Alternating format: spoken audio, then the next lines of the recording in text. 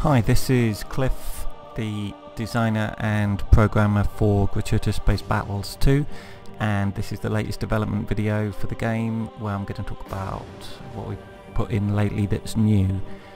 And there's been a lot of like behind the scenes stuff, but I'm just going to show you the stuff that is actually showable on video.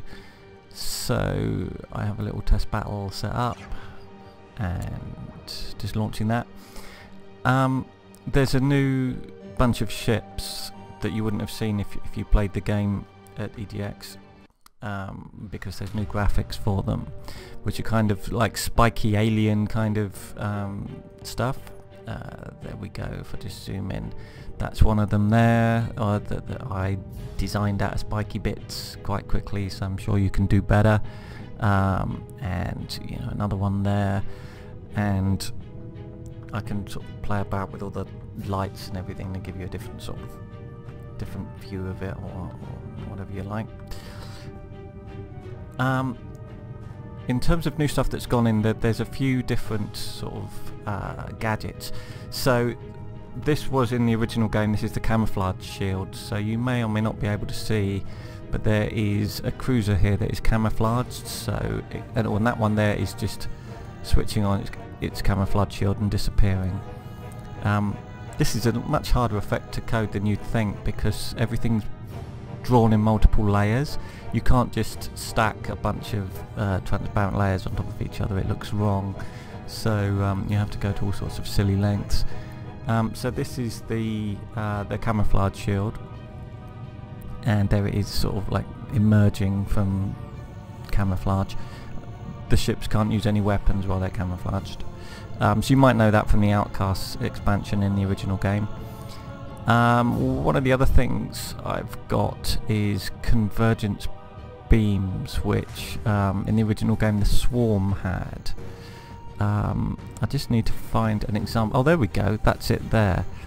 So you have like big deadly dreadnought only weapons that actually have a bunch of turrets all tied together. It's purely a visual thing, but it's kind of cool. So hopefully this green ship will find someone to shoot at again, and you'll see what I mean, where you get these multiple beams that converge and then shoot one super deadly beam. Oh, bit of tractor beam fun. And that's a multi-point tractor beam actually, which again was... Nah, see, it doesn't do it if it's off at an angle, which I may change, because I think that's unnecessarily restrictive. So I'm waiting for this ship to actually shoot at something right ahead of it, which typically, because I'm recording a video, it's not going to do, is it? When we come back to that, yeah, it's not going to do it, is it? It's not going to do it. Oh, well, at least that convinces me that I need to change that. And I also need to set up these hard points so that they're distributed more across the ship, because that'll give it more of an effect. The minute I look away from it, it's going to do it, isn't it? No. One of the other things, what else have we got?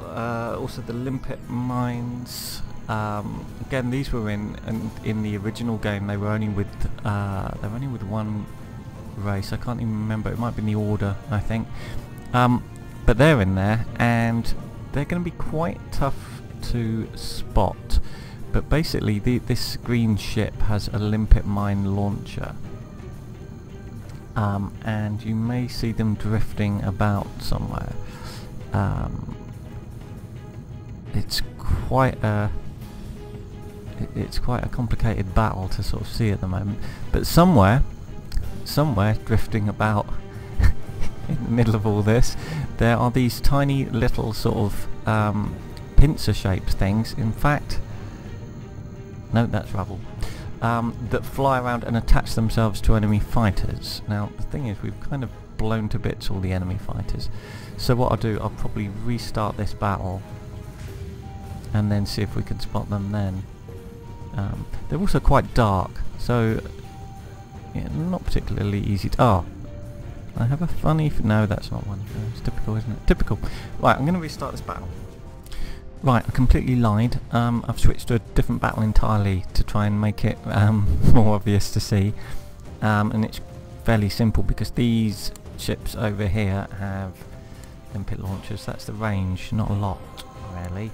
So hopefully it'll be quite easy to see when these fighters get close enough, them firing off these little things to go stick to them, because we've got a nice easy background now. Oh, there they go. That's one there. They're pretty small, and there it goes, and bosh, it's attached to that one there, which slows it down and makes it easier to shoot. Oh, and there's others coming along here. That's attached to that one. What I need some kind of gooey element. Oh, and another one attached there to sort of show you a ship that's got them on. They do have little flashing lights that flash on them, but they are pretty hard to see. You see there, there was an explosion and it knocked the limpet off, the inertia, and then it reattached. Quite proud of that. Oh, there goes another one, slowing that one down. Possibly not heavy enough. And this ship is doing something that you'd never do, because it's got tractor beams and limpet launchers, which is kind of two variants of the same thing. There goes one now, flying about. You probably can't see it at the resolution in the video. So it's a bit overkill, but I say that and the ship's getting completely blasted to bits, so it's obviously not that effective at the moment. Massively kind of outgunned though, to be honest. Lots of hulks of destroyed ships floating about there, so it's obviously working. So there you go, that's the new stuff. We have limpet launchers back in, we have some new ship hulls. Don't like the lighting on that at the moment, I prefer that. And there's the decoy projector and the beams that will come together and shoot as one. I haven't done hulks for these yet, so that they're not blowing up properly. That will be fixed soon. So lots more to come in the next one, where hopefully there'll be a lot of completely new module types in. So thanks for watching.